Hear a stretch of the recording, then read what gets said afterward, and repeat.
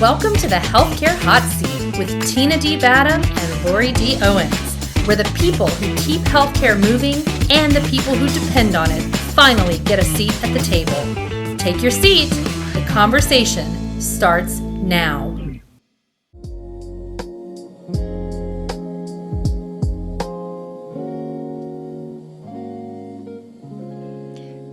Welcome back to the Healthcare Hot Seat. This is part 2 of our conversation with the fall doc, John Thompson. Now we're shifting from understanding fall risk to actually doing something about it. The tools, the conversations, and the changes that make measurable difference for patients and families. So let's get practical, John. If a family member or a caregiver is walking into a loved one's home today, what are the top things that they should be looking for or doing differently to help reduce that fall risk immediately?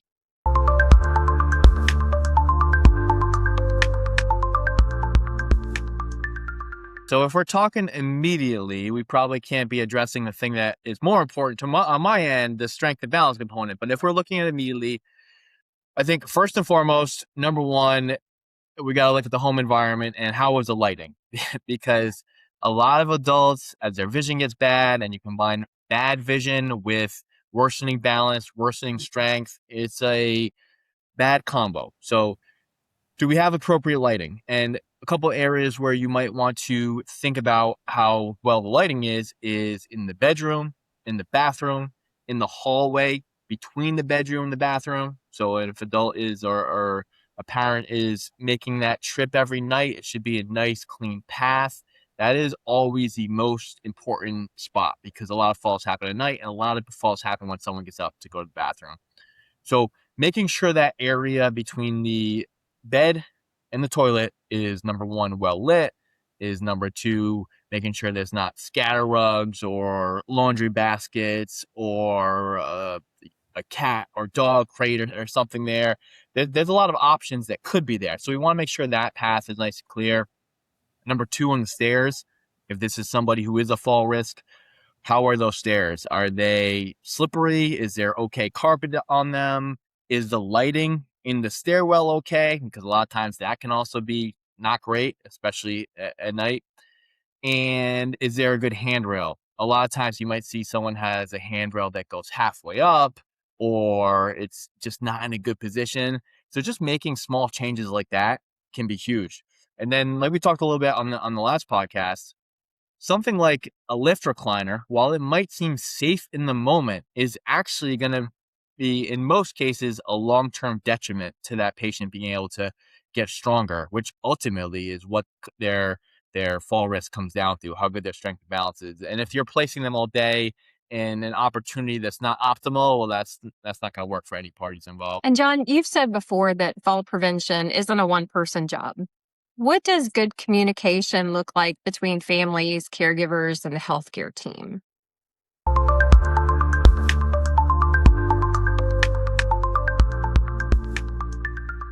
Yeah, I think that can be, right, this can be a touchy subject a lot of time because if you have a parent in their 70s or 80s and adult children maybe in their 40s or 50s, sometimes that parent, and you guys have seen this, they don't really want to take advice from anybody else. So it can be a tough conversation, but I think just breaking it down to a couple key concepts like we just talked about. Number one, reducing the environmental hazards. And then number two, trying to implement some super easy ways to get that person moving. Because a lot of times this fall risk goes up as you move less. And it can be tough sometimes. If someone has been sitting around for a long time, they haven't worked out, they haven't exercised at all, maybe their only time outside the house is when they go to the grocery store or the pharmacy or a doctor's visit. Those are the type of patients that can be tough to get moving and tough to make them stronger. And unfortunately, sometimes those patients, no matter what you do, they're not going to respond to anything. They just want to keep living the life that they're living, and you just can't get through to them. That's probably one of the most common comments I get on social media. Like, how do I get my mom to do this? Or how do I get my dad to do this again? And unfortunately, I don't have a good answer for it. Otherwise, I think whoever figures that out will be making many millions of dollars. But even in person, there's plenty of patients where they'll exercise when I come there, but I know they're not doing anything the rest of the week. And their adult children tell me this as well. So, and sometimes that's even, they'll have a caregiver there with them, and they won't even exercise when the caregiver is with them for 6 hours or 8 hours a day. It just can be a hard task. And I think a lot of it is people, number one, maybe they've had a long life and they just want to relax now. Or number two, maybe they've never really exercised before. They've done some walking. So like formal exercise is kind of a weird concept to them. So I don't have a great answer on that side of things, but I think ultimately trying to get them started with as minimal as possible, making it semi-fun or making them do activities that they're already kind of doing, or maybe they were doing and backed away from. Something like even going out for lunch if they're now all of a sudden on the recliner all the time, depressed, not moving. Just getting out is going to give them a little exercise and some sunlight, which is going to help.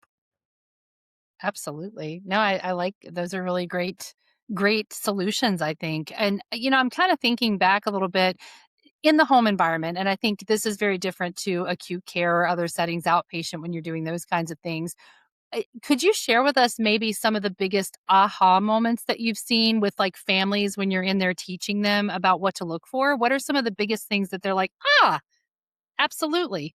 Yeah, so I think a couple things. Number one, just like something like how much a raised toilet seat or a perfectly placed grab bar can help, and just working on technique on all these things, or technique on the stairs, because a lot of people, they have their way of doing it, but it might not have been or is optimal. So you just make one little small change. I think also something like the height of a cane or a walker. That's like a real obvious thing that a lot of people screw up.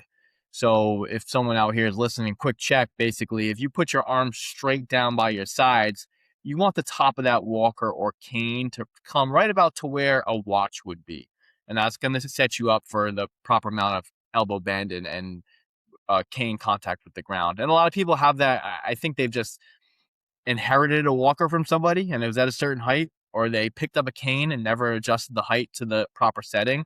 So something simple like that. But then I think from the exercise side of things, like we've talked about a little bit here, just having someone start doing sit to stands is so powerful, because everything comes back to leg strength. Everything we've talked about today, preventing falls, getting off the toilet, getting off the floor if someone happens to fall, being able to do stairs effectively, being able to walk outside normally, it all comes down to leg strength. And the most simple, basic way you can start practicing that is by doing sit to stands from a chair. And we can get a little bit more detailed if you want, but I would say that is the biggest moment. And of course, that's what I preach a lot about on social media, but it also works in person. And a lot of people are like, wow, I didn't know this could be this easy. No, I love that. And I think, yeah, if you'd like to go a little more in depth about the sit to stands, I think that would be really great for our listeners. Yeah. Yeah. I think that's it's a great topic, something that I'm big on. I think the big thing here is that so many people spend so much time sitting, even if that's people that are working still, commuting, and then as they retire, progressing to that, unfortunately, that recliner life. So one way to just get a little bit of exercise in is by doing sit to stands, where you sit down and then stand back up. You can do it from your toilet, from your kitchen chair, you can do it from your recliner. And depending on someone's ability, most people can build up to doing 30 straight with some practice. Someone maybe in their 80s, not so much, but anyone pretty much in their 50s, 60s, 70s, they should be able to do 30 times in a row as they improve and get better at it.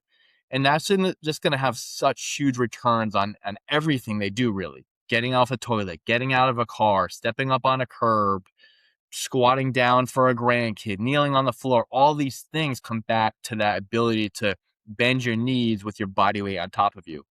And what I see a lot, and I'm sure some of your listeners are doing, a lot of these adults will just progress to the stage where they just do some exercise in their chair, like kicking their feet or lifting their knees or tapping their toes.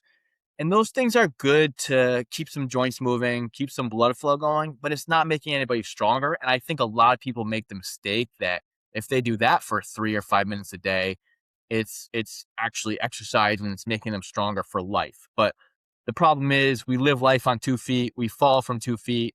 And if you're not training on 2 feet and you're just doing these exercises in the chair, which so many people do, it's almost like busy exercise. I know that doesn't sound good, but unfortunately, I've seen too many people that do that stuff and it just doesn't carry over to life. Absolutely. And John, so sorry. it's okay. No. I was just going to add on to that, John, because I've seen several of your posts too, where you talk about if you are just walking, like walking alone is not the exercise that we need as adults. It can be great cardio, etc., but strength. Can you elaborate on that for us? Yeah, this is a topic that upsets a lot of people, but unfortunately, walking really isn't the exercise that's gonna help you as you age. It's great to do. It has a lot of benefits. You're burning calories, you're getting outside, you're moving. It's good for your mental health, but it's not good for your strength and it's not really doing anything for your balance. So it's become kind of this big indicator in our society like, oh, I did my 10,000 steps or I walked 5 miles today, which is great. And it's exercise, it's moving. We all need to move more because we sit too much. But I think people make the mistake, and I see it in person all the time, where they think that's actually making their legs stronger.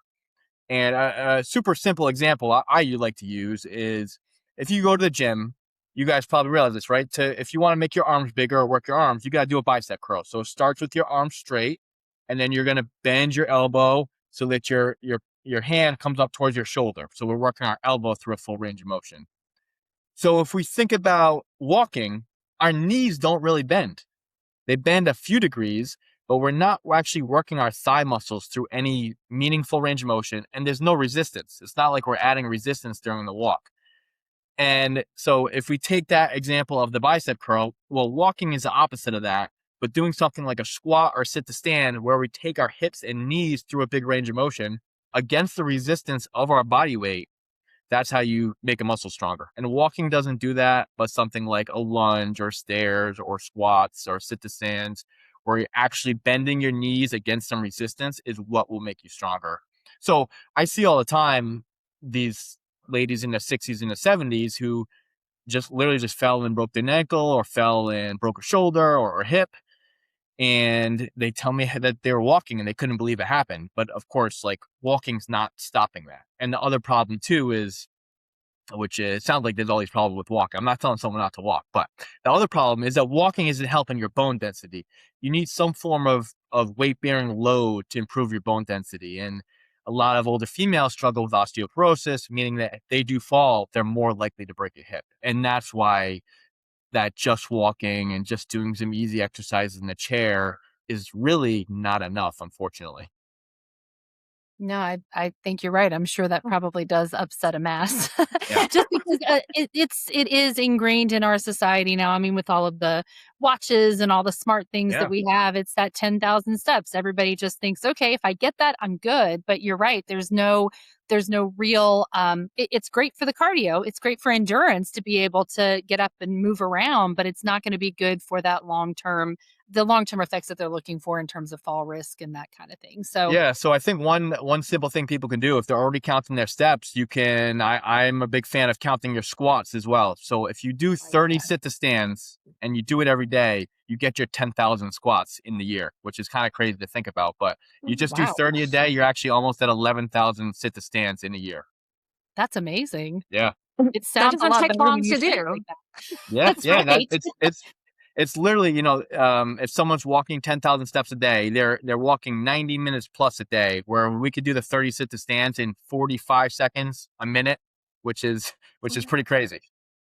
That's crazy. I think And I probably need to do more of those myself. yeah, That's really a great point. who doesn't have 45 seconds that we can spend Right. on taking care of our bodies a little bit better? It really Exactly. breaks And the if you want to hear cycle. hear another crazy stat along those lines is Please. I'm also a big fan of doing stairs. And a lot of people don't realize, like, okay, well, stairs, what's one flight of stairs? That's like nothing. But actually, if you do your stairs 8 times in a day, most people with stairs, they do what, 3 or 4 without even thinking, maybe even more. If you do it 8 times, you've literally climbed Mount Everest, the height of Mount Everest, in a year. Pretty crazy. Wow.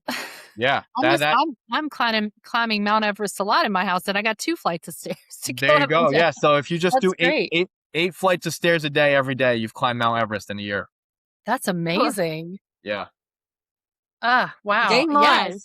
I know, right? Gonna have to start looking at that in a whole new light now. So, Yeah, it's crazy. yeah, can't complain about that anymore. That's fantastic.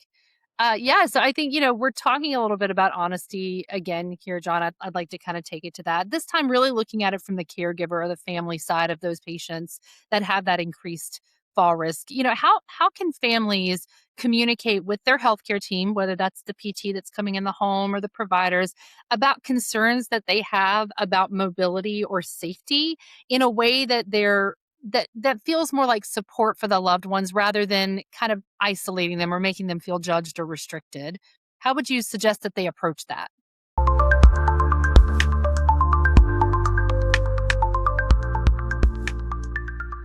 Yeah, it's a tough question, right? I think the big thing is number one, making sure that everybody is hopefully present and seeing what's going on. Because it's tough if I come in the house and I'm working with a patient, and then I'm trying to relay something later to a child, an adult child, and then they're going back and speaking to the patient, and I'm not there for that conversation. So I think making sure everyone is somewhat on the same page. At least maybe I had a visit today where I was working with an older guy, seeing him for the first time, and the daughter was on the phone and she was super helpful, like on a FaceTime. But I think plenty of people are super busy and they can't be there all the time or be on that FaceTime, which can make things difficult. But I think just hopefully if someone is helping someone who is getting home care services, making sure that you're in contact with their OT, their PT, or their nurse, asking the patient if they need to speak up, have any questions, just making sure that there's good dialogue going on all around, because those are the toughest cases where it's like you have the child over here, you have the patient over here, and they're never seeing eye to eye. And then the patient's telling me they're doing this stuff, the daughter's saying they're not doing anything. That's when the issues really arise. So I just think kind of trying to have everyone there at the same time, and everybody being on the same page just makes it so much easier. Absolutely, it does. Um, John, while we're talking about that and we think about the healthcare system as a whole, where do you see the biggest breakdowns and fall preventions for patients and families? So, like, what's the missing step? What are we missing in our education, et cetera? Yeah, I think there's a couple of things here. Probably number one is just that a lot of people make it very overwhelming. So it's like you don't even know where to start, because if you're already going to the gym and you're already have a workout routine, you don't need to listen to what someone's going to tell you about fall prevention. But if you're not someone that's going to the gym and you don't know where to start, it can often be overwhelming. Like, do I do chair yoga? Do I do Zumba class? Do I do this thing Andrew Huberman's saying I should do? So it's just all these different voices out there, and you don't know where to start. I think my number one piece of advice would be always start with trying to get stronger. Always trying to get stronger with on your feet. So doing things like squats, stairs, step ups, getting on and off the floor.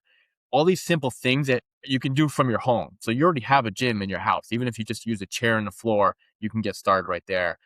And I think just like with anything when it comes to working out, most people don't do it. I think 75% of Americans are overweight. So it's like we have a problem with doing these things. So we have to just start small. And then number two, most people just aren't aware because it's not something that comes up with the doctor. The doctor's going to address your meds and your vitals and your blood work and these kind of things, but they're never assessing your fall risk, really. So until it gets too late and you walk in there and you can't get off their table or you can't get up from the chair in the lobby, then it becomes a problem. But I think the biggest thing are probably those two. People don't realize you can start so simple, and they don't realize it's a problem because falls are accidents. And despite 14 million happening a year, it's not like when they go to the doctor is all over them to do their strength work. Usually it's make sure you're staying active or make sure you walk a little bit. And those words are kind of misleading because I always say, like, what does that even mean when you're just told just be active? It means something different for everybody. So people can already think they're active, but unfortunately it might not be enough. And if that patient is close to a fall and the doc or even a year or two away from a fall and the doctor's never even addressing it, that's just the healthcare society we live in here. So maybe at some point if that would get changed, and also people, they really respect their doctors. So when they hear something come from a doctor, it could be a little bit more of a louder voice in their head than if they wait till that first fall, then they're kind of behind the eight ball.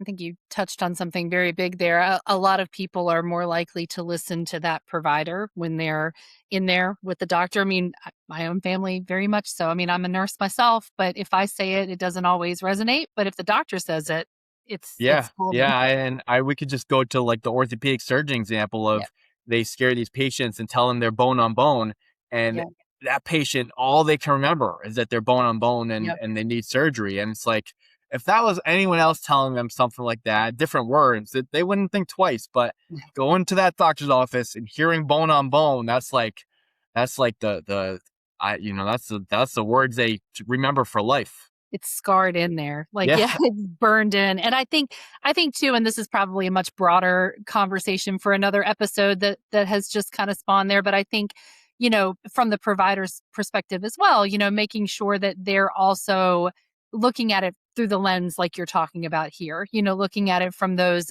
digestible pieces for them to understand exactly what's going on with them and not necessarily frightening them or other things. So yeah, another conversation for another day. But I think we've kind of touched on this a lot through this, but the redesign of the system, if you work in acute care anywhere, they're constantly reinvigorating and redesigning those fall prevention programs. And for some reason, the numbers just continue to not be better. And so I do think that what you're talking about here, there is a big chunk that's missing from that I think would be a lot easier if we would just break it down to that more digestible, understandable level for them. And I think, oh, go ahead. Yeah, if you want to say Oh, something. no, Yeah. no, I was just gonna say, yeah, I Yeah. mean, we look at all these things, but a lot of people, if I'm the patient, I don't really realize, like, oh, it can just take like 2 minutes, 3 minutes, 4 minutes a day, and I can improve these things big time. I think people just get so overwhelmed in their potentially their exercise sheets, or they're having to go to the gym, or that the walking is the answer. It's just so many different things going on when really a lot of these people just need to get a little bit stronger, and that could be accomplished in just a couple minutes a day. But it's just it almost sounds too simple. Like, oh, Howard's like doing these up and downs in the chair going to reduce my fall risk. But ultimately, if your thigh muscles are stronger, your balance is going to be better. You're going to be fitter, and you're going to be less likely to suffer a devastating fall at some point in the next X number of years. And if you can get in that consistent habit of doing something, I'm not saying only do the sit to stands, but that's a start, and it just adds up over time. So instead of just being neutral or declining, you can actually improve. And I think too, we live in the age of the internet, right? And Lori and I talk about this in so many podcasts, but Google can be your friend, but it can also be your worst enemy. And I think in this particular instance, if you go online and you start looking up stuff for fall prevention, I think you would find a lot of conflicting information out there. You find some studies that say, hey, just walk, that kind of thing that we were talking about earlier, or some that don't. So I think it's really great. You've kind of built this mass community online by making that fall prevention accessible for people. So I kind of want to ask, what do you hope that our listeners, both patients, caregivers, providers, anybody listening today, what do you hope that they can take away from your content? Yeah, that's a good question.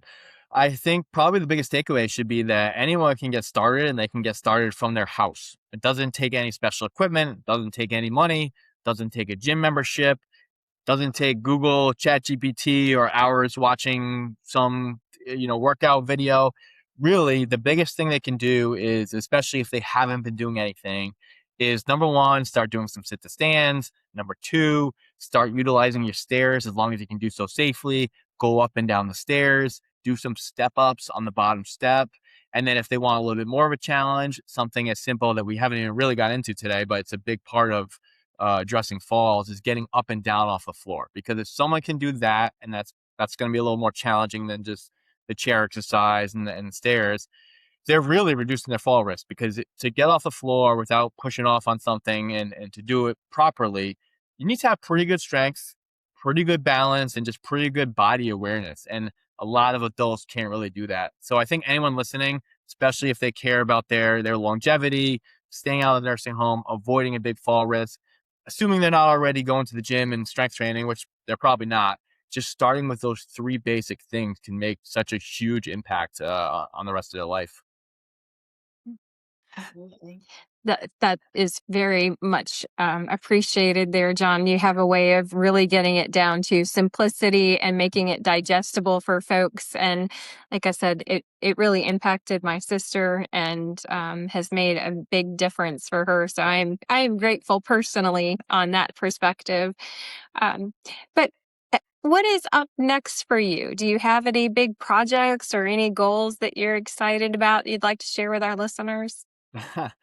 Yeah, so I think big things for me this year is I started a podcast with a guy I've been working with. I've been training for the past 6 months or so. We started a podcast. We're about 10 episodes released as of now. So we're going to continue to put out a weekly podcast just on various topics around this kind of stuff that we've talked about today, along with other things I see like knee replacements, hip replacements, and just stuff down that route. And then also, I'm also going to be putting out a little bit of a longer form YouTube video once a week, just hopefully on helpful topics for people. So yeah, it's all on at the Fall Doc YouTube, Fall Doc podcast, Instagram, Facebook, all that. That is fantastic news. And I know our listeners will be excited as well. So we will definitely get that linked for you guys. We'll get those from John and make sure we get those up for you so that you can subscribe to his podcast and continue to follow him so that we can build a nice foundation for fall prevention together. So I think, John, as we kind of wrap it up here, if you could just give one message to families and, or to individuals that are worried about falling before we depart here today, what would that be? Yeah, I think like we just talked about, well, number one, a fall is an accident. So it can happen to anybody. So I wouldn't think that you can't fall because there's 14 million people every year falling down in the United States alone. That's about 40,000 people falling every single day, which is a pretty crazy number to think about. Mm-hmm. And it's not like 40,000 people are waking up saying, I'm going to fall today. Yeah. So it definitely is something that could happen to you, and you want to take these measures before it's too late. So just getting started with at least some basic strength training like we talked about a few moments ago. Well, John, we want to thank you very much for sharing your expertise, your heart, and your mission with us during this 2-part episode. Conversations like this really change outcomes, and they change lives. Of course. Yeah. Thank you for having me. Absolutely. And for everyone listening, make sure you are following the Fall Doc. Thank you so much, John. Thank you. And for everybody else that's listening at this time, make sure also, if you haven't already, hit that subscribe button, follow us on YouTube and Spotify, and stay connected with us across all of our social media platforms. Your support helps bring these conversations to the people who need them most. And until we meet again, stay curious, stay informed, and stay in the hot seat.